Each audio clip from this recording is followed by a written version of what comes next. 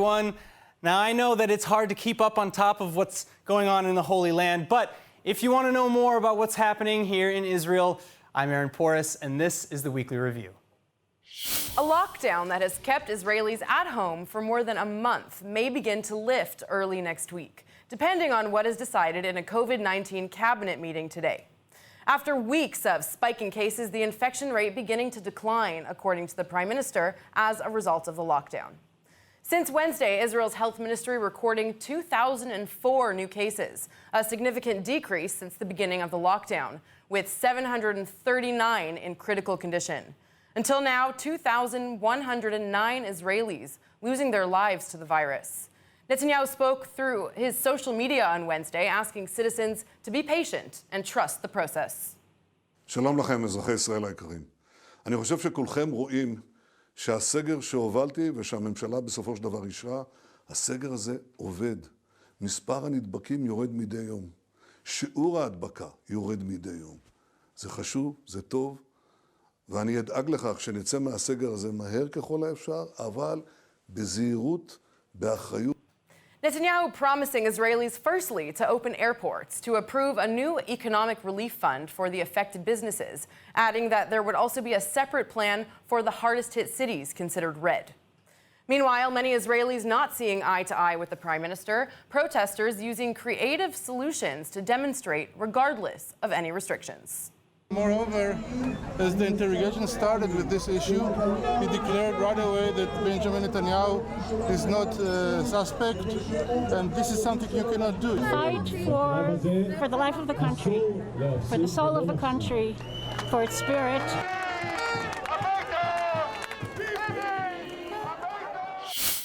While many Israelis are up in arms over Netanyahu's handling of the pandemic, as well as the looming corruption charges against him. But one move that has hardly been disputed is the Abraham Accords, peace with the UAE and Bahrain, and maybe more Arab countries to come. Even opposition leader Yair Lapid congratulating him on the move today, calling it an excellent agreement. Still, there are those who oppose it. Nittany Manson with the latest. A vote taking place today in the Knesset to finally approve the peace deal between Israel and the United Arab Emirates, known as the Abraham Accords. It will likely pass easily. Speaking at the meeting, Israeli Prime Minister Netanyahu telling members of the Knesset that after the UAE and Bahrain, more nations, perhaps even the Palestinians, would follow suit. אנחנו נמשיך מצידנו להרחיב את מעגל השלום עם העולם הערבי. עשינו זאת עם איחוד האמירויות, אנו עושים זאת עם בחריין, ואני מודה למנהיגה המלך חמד אל חליפה, ונעשה זאת עם עוד מדינות. הן יחזקו יחד איתנו את ברית המתונים. אני עדיין מאמין שיום אחד גם הפלסטינים יתפכחו. Brokered in large by U.S. President Donald Trump, the Abraham Accord serves as a last-minute push for both him and Netanyahu at a politically paralyzing time, amidst a global pandemic and both countries riddled with anti-government protest movements. U.S. Secretary of State meeting with the Saudi foreign minister in Washington this week. I also raised how the Abraham Accords brokered by President Trump contribute greatly to our shared goals for regional peace and security. They reflect a changing dynamic in the region, one in which countries rightly recognize the need for regional cooperation to counter Iranian influence and generate prosperity. We hope Saudi Arabia will consider normalizing its relationships as well, and we want to thank them for the assistance they've had in the success of the Abraham Accords so far. It remains an open secret that Saudi officials were heavily involved in brokering the normalization deals, and the U.S. and Israel hope they'll join the accords as well. But for the Arab world, the issue is more complex than it may appear, loyalties being challenged by the new regional dynamic. Meantime, Israel approving more than 1,300 new settler homes in the West Bank. It's the first time a plan like this has been approved since Netanyahu suspended annexation plans. نحن نعتقد أن الأولوية الآن تكمن في عملية كيفية وقف هذه التداعيات، وخاصة ما تقوم به حكومة الاحتلال وأيضا مستوطنيها الاستعماريين من خلال وضع ما يسمى البؤر الاستيطانية الاستعمارية من خلال كرفانات وغيرها، تشكل بؤر من أجل توسيعها على حساب المواطنين الفلسطينيين والأراضي الفلسطينية المصادرة. وأنا بعتقد أنه كل ذلك يندرج في إطار الحرب الشاملة ضد الشعب الفلسطيني، وهذا الأمر الذي يستوجب وقفة جادة من قبل المجتمع الدولي. One stipulation of the Abraham Accords had called for the suspension of annexation plans, a reversal of what Donald Trump had proposed as part of his peace plan for Israelis and Palestinians. Plans for another 853 units have been advanced but have not yet been given final approval. Peace Now, an Israeli settlement watchdog, says the country is set to move forward with projects comprising of more than 4,000 new settler homes. Nittany Manson, ILTV. Social media platforms, including Facebook and TikTok, are cracking down on anti-Semitism and Holocaust denial in order to try to make their spaces safer and more inclusive. Chana Rifkin has this latest report. This week is a landmark for social media in the Jewish world in Israel. Several online giants vowing to curb anti-Semitic rhetoric. On Wednesday, representatives from some of the biggest companies spoke at a Knesset meeting where they promised to keep a more watchful eye on hateful content. An Israeli representative from TikTok spoke to the plenum virtually, vowing to be stricter when it comes to racism. I want to share with you how we keep anti-Semitism off the platform. First, let me say that we believe that anti-Semitism is abhorrent, and Eric and I are part of teams dedicated to ensuring that TikTok is a hostile place for hateful content. In recent months, there has been an uptick of hate on TikTok, including a Holocaust challenge that saw users dressing up and pretending to be Holocaust victims. We have a zero-tolerance stance on organized hate groups and those associated with them, like accounts that spread or link to anti-Semitism, white supremacy, and other hate-based ideologies. We do not allow the denial of violent tragedies, including the Holocaust. Also at the session were reps from Twitter and Facebook. Facebook also says that it will make a bigger effort to curb anti-Semitism, the company's founder, Mark Zuckerberg, posting on his timeline that, quote, Facebook is expanding its policy to prohibit any content that denies or distorts the Holocaust due to rising anti-Semitism. Following Zuckerberg's announcement, Facebook COO Sheryl Sandberg held a Zoom meeting with the Jewish Agency chairman Isaac Herzog, where they discussed the announcement. Herzog said the move was, quote, very significant in teaching the history and lessons of the Holocaust and fighting its denial. Sandberg, for her part, said it was equally important to educate users about reliable sources of information. Chana Rifkin, ILTV. All right, in other news, Israeli national airliner El Al is already releasing plans to reopen international flights to select destinations in light of the government's tentative plans to reopen the skies by next week.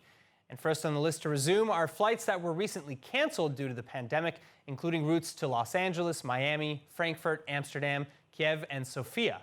Then, to sweeten the pot, El Al customers will be exempted from any fees for changing canceled flight tickets until the end of February 2021, with plans to resume flights to other destinations as soon as restrictions allow. But that said, many Israelis are still wary of traveling, especially given the 2-week quarantine requirements that Israelis must abide by upon their return. Also, foreign passport holders are still largely banned from entering the country at all.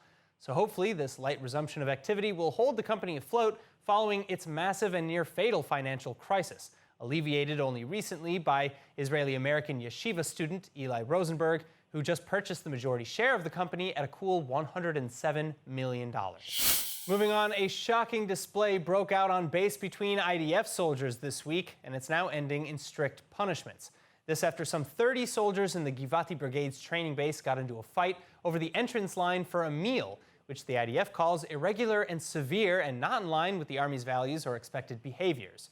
Still, 21 soldiers were injured in the nearly 10-minute fight, 8 needing hospitalization.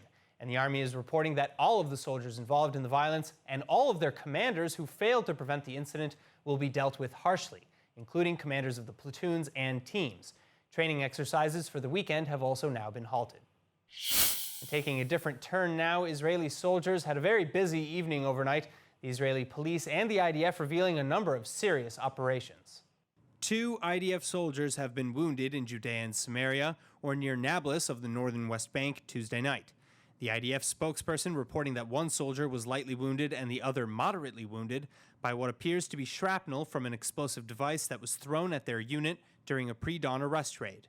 The unit was in the midst of arresting a Palestinian suspect in the Balata refugee camp, and the 2 injured soldiers have since been transferred to hospital for treatment. But according to security officials, this is far from the only activity overnight Wednesday morning.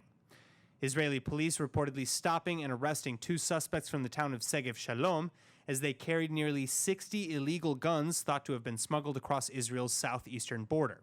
Meanwhile, border police operating overnight in East Jerusalem arrested another 2 suspects and took them in for questioning after uncovering parts of an M16 rifle, stun grenades, and ammunition in a residential compound. And finally, in perhaps the biggest announcement made Tuesday evening, Israeli military officials confirming an operation conducted last week over the border to the north. A secret force of IDF special forces shown now crossing into the demilitarized zone between Israel and Syria to destroy 2 Syrian army outposts.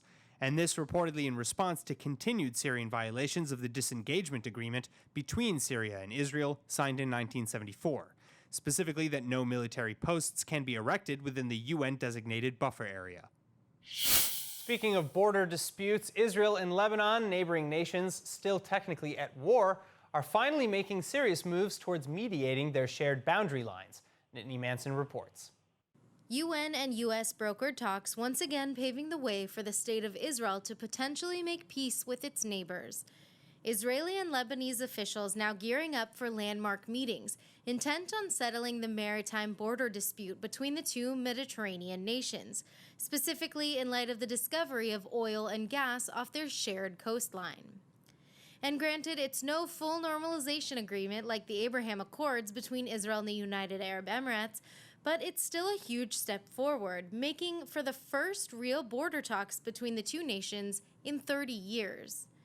That said, both sides are calling for expectations to remain tempered. Israeli officials in Jerusalem stressing that the discussions will only be for the sake of delineating territorial waters ahead of future drillings and exploration, and not for setting the stage for any sort of normalization.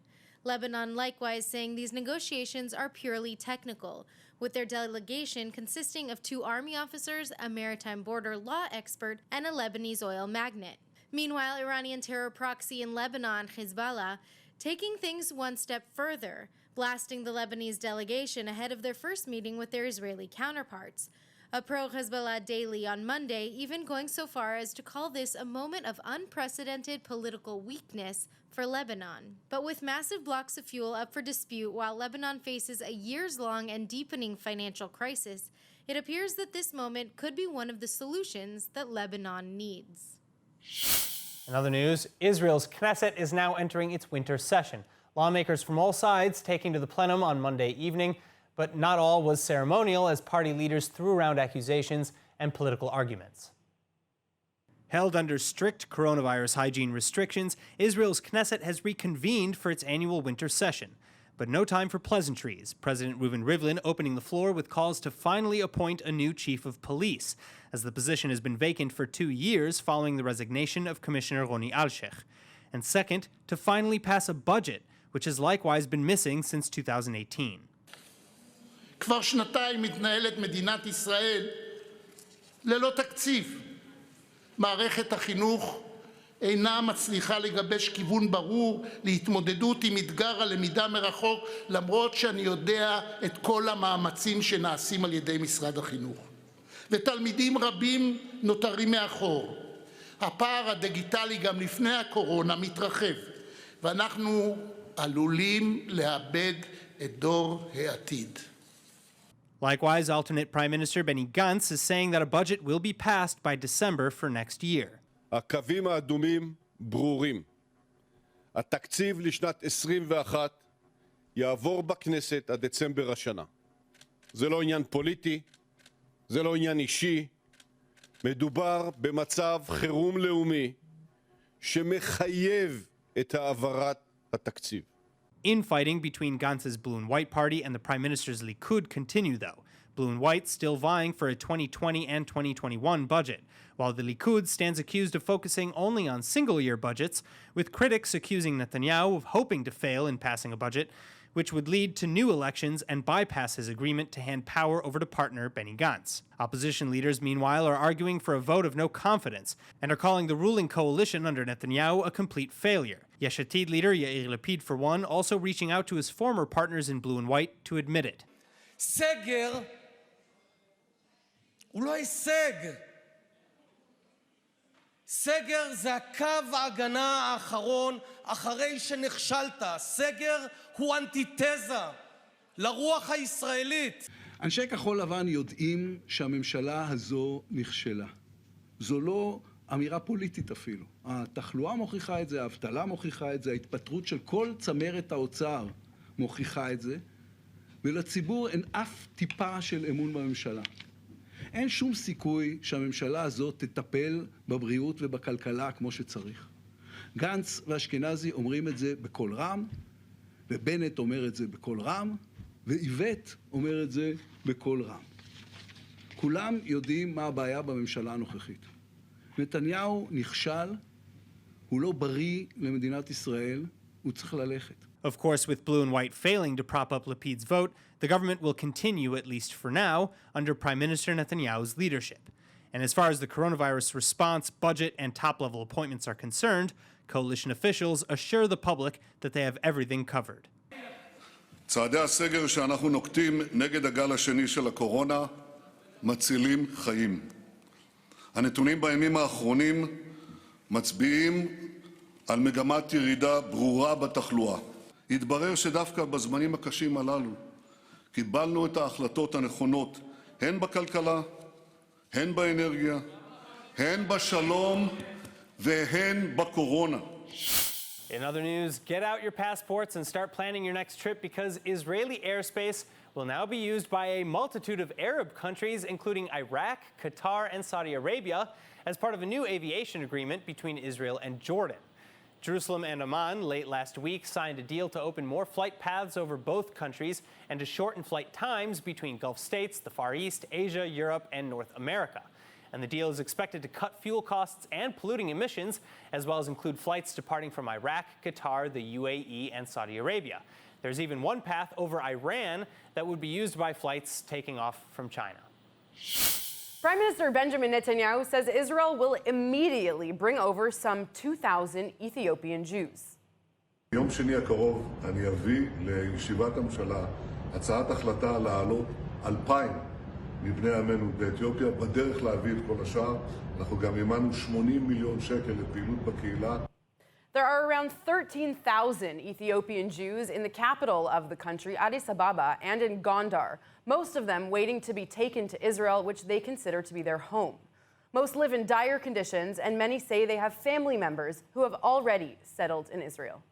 הממשלה, כל הכבוד, אני מודה לך בשם הקהילה על המשך העלייה שאתה עושה. למרות הקריאות הגזענות שאנחנו שומעים, והנה התשובה, המענה הטוב ביותר, זה המשך העלייה של יהודי אתיופיה. Well, while everyone is stuck at home, people are spending lots of time with their pets.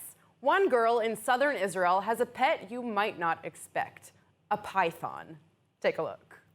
8-year-old Imbar likes to cool off in her small backyard pool in Israel with her favorite swimming buddy, her pet python.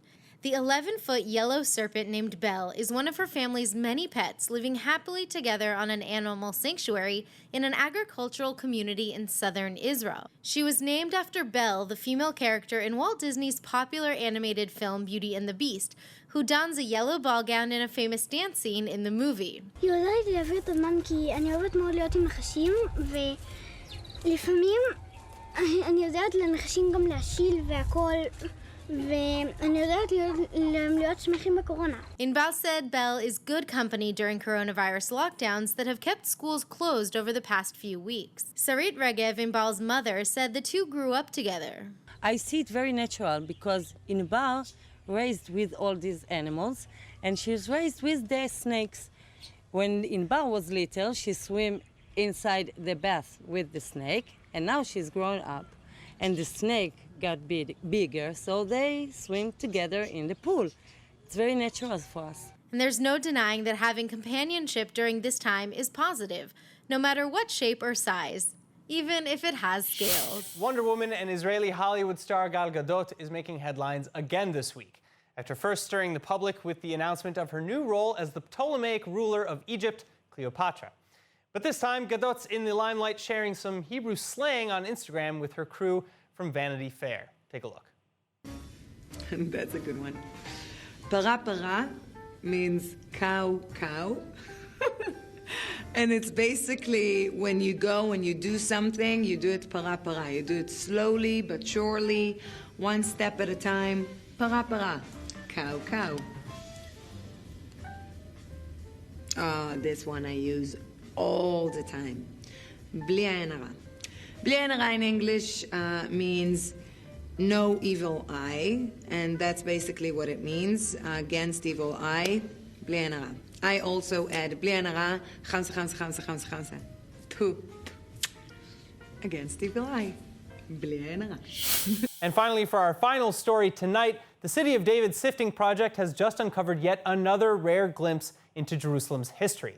Chana Rifkin reporting. In an archaeological excavation operated by the Israel Antiquities Authority, a new ancient discovery has been made in Jerusalem, right next to the Holy Western Wall. The newfound discovery is a limestone weight, which dates back to the First Temple period and is equivalent to the unit measurement of 2 shekels, according to the Israel Antiquities Authority. על המשקולת חרוטים סימנים שמייצגים את האות שין ושני קווים לציון 2 שקל. המשקולת שוקלת 23 גרם, ואנחנו יודעים ששקל בודד שקל כ-11.5 גרם. According to Dr. Monikendam Givon, the Temple Mount area was sure to be in a constant bustle all year round, as trading would be in full swing between locals and pilgrims for sacrifices, offerings, among other things. A significant discovery, solidifying hope and strength for the Jewish people and their connection with Jerusalem and the Western Wall, according to Mordechai Eliav, director of Western Wall Heritage Foundation. He goes on to say, quote, "How exciting in the month of Tishrei, whose symbol is the scales of justice, to find a souvenir from the First Temple period." And that's it for ILTV's weekly review. I'm Aaron Porras. See you next week.